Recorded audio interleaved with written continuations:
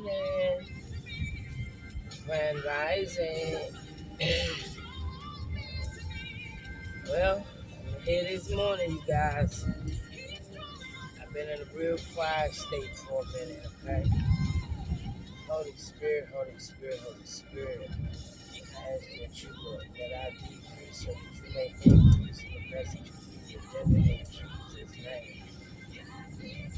I come to y'all this morning, and y'all hear this right here first.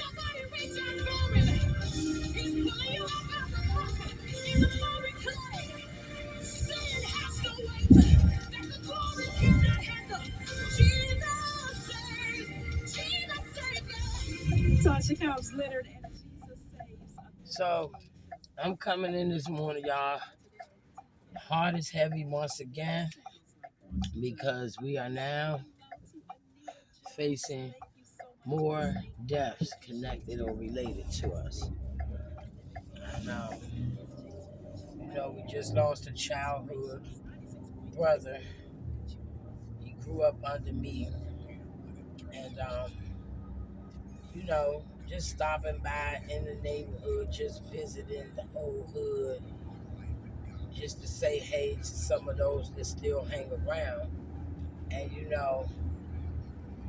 got caught in a crossfire. It wasn't even a crossfire, some type of ambush, okay? And he truly wasn't that type of guy to be out and all that type of gang banging, violence and all that. He was a sweet soul. And Jermaine, you are truly going to be missed. Mano is what we call him. And now we finally get over that a little bit and just find out that the sister of mine has now lost her grandson, all due to gun violence and reckless behavior. This baby just graduated high school, had his little future mapped out for him. He said he was on his way. Just a day after he was taken away from here, his schedule was to be the next day headed to the academy to be a firefighter. You feel me? And now this baby is no longer here. Won't ever be able to embark on any goals or dreams that he set out for himself. And we're walking around here with these guns and these attitudes and these stupid accolades, making names for yourselves. And the half of the time you out here slinging these guns and you firing them off and you shooting in all the wrong directions, and innocent people are losing their lives behind it. And the madness has to stop, It really has to stop. I have asked or challenged a lot of adults to each one reach one challenge. If you can get a hold of one of your nieces, nephews, or friend of theirs, just put out a word of wisdom. It's a mustard seed. Just plant it. And every time they come around, add a little water with another little positive message to back that seed that you have planted up in them and watch it manifest. I mean, this world that we're in right now is so in reverse and backwards and flipped around till it makes no sense. But the senseless gun violence has to stop, people. It really does. If a nation of wars broke out right now and it was race against race, the black population is looking really weak in the fight because we don't value or respect each other enough to even say, if you have a problem with someone, pull them up. Say, can I talk to you? I got some things I need to get off my chest with you, and that's been bothering me with you. And say what you need to say. But you can't walk around here feeling so insecure in yourself that you're targeting any and every one just because they look like they may shine a little brighter than you. They look like they're a little different from you. They come from a particular neighborhood or area. They don't get to choose where they live when they're minors, when they're children. You understand? And the sad part about it is we out here fighting for territory, for land and property that we'll never own. That's the state and the city's property. You right here talking about my hood. You don't own nothing. Your parents don't own nothing. Unless you got a house somewhere and it still ain't yours, it's your mama's or your daddy's. But either way, there's no territory to be fighting over. Half of y'all running around, half of them out here running around carrying torches for beef that took place 40 years before they got here, and you still don't know what that was about. You just hopping on the bandwagon. But that's the new thing now. I'm going to make a name for myself. So they just ride up and shoot up any group or gathering that they see. You know what I mean? That's what they do. And I'm trying to figure out what kind of accolades or street creds do you really get for that? Because once you take somebody's life, now you got to worry on more ways than one, because you ain't got to worry about the law coming for you. You got to now worry about them people coming for you. Because whoever people you destroy, guess what? They have people. And then that's just a never-ending battle, because their people will come back for you. That's how some of this thing go in the street life we live out here or choose to live. Half of the young folk out here not even built for street life. And I gave the challenge to people that's sitting right here with me on this channel, like real talk to them. Ask them, if you was to go to prison, do you think you could make it? If you ever been to prison, tell them what the real deal is like. Don't give them glorified stories about how DC go hard. When you go over there and they hear DC, oh, you going to get much respect. There's going to always be somebody ready to challenge the big man in the room. Trust me. So are you really ready, or are you just going to sit back and lean back and lay on titles and pray that don't nobody mess with you because of your street name, or you from DC? Come on now. And guess what? The saddest part about it all is, for every life you take, you don't know, you're going to be revisited. Each one of them souls going to come back to you, baby, all of them. And you're going to have to live with that. I'm just real messed up because I'm sick of it. I'm sick of looking at all my black men out here taking themselves out left and right, leaving women out here destitute to raise babies by themselves because you have nothing or no regard for human life. Half of you out there suckers. I said it, you're suckers. You scared to throw your hands up and get it out the way.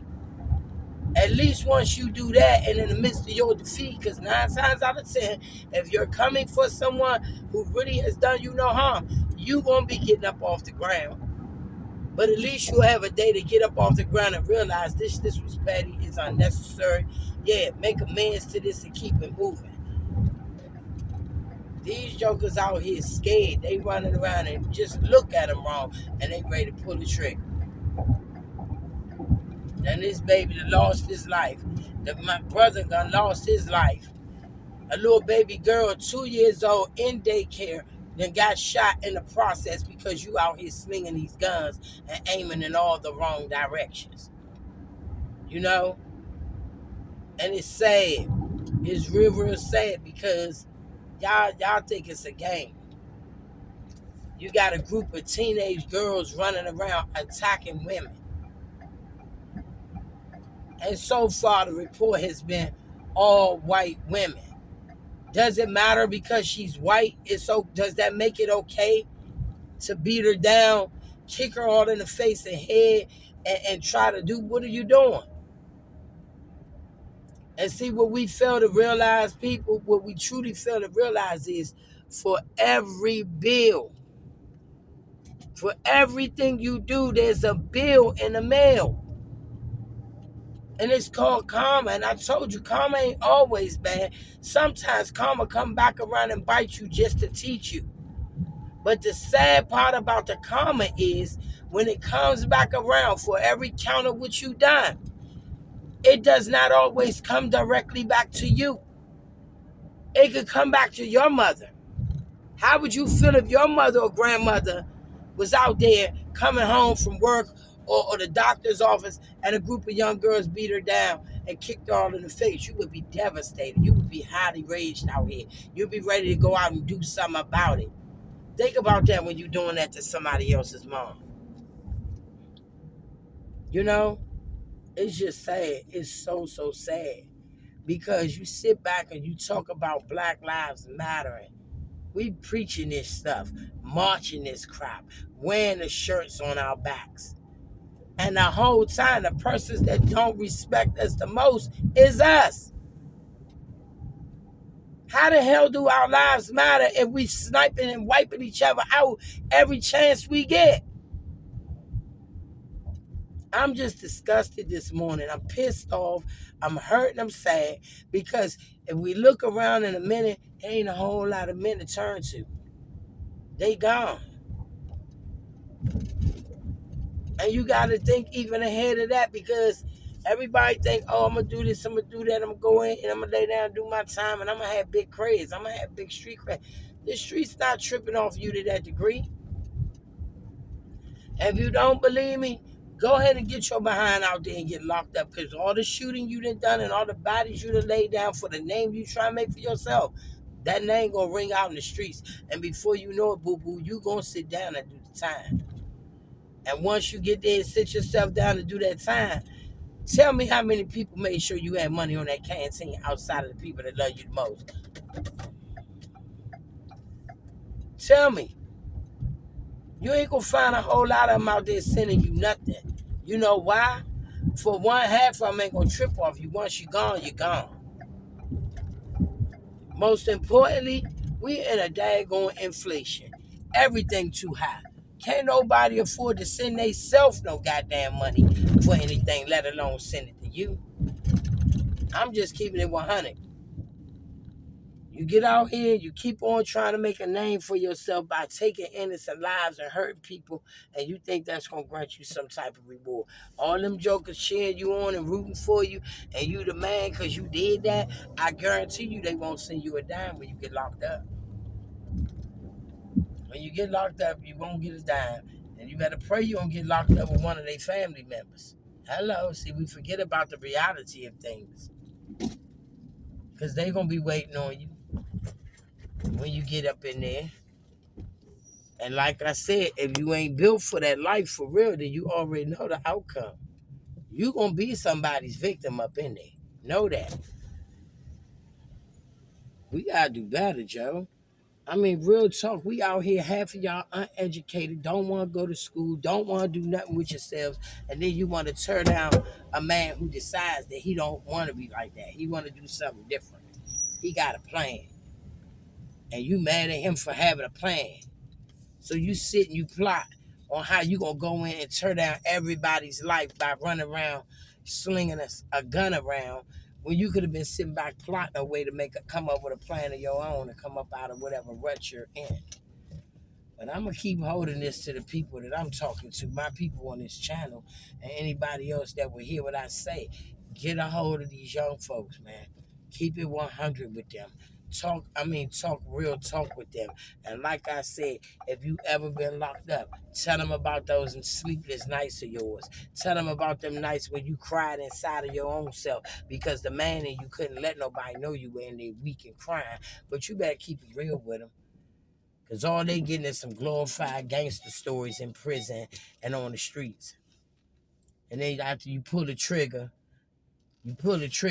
now you got to be on the run. You got to be in hiding. You know what I'm saying? Family members trying to aid and abet because they love you so much. They don't want to see you go to prison because they know you can't make it in prison.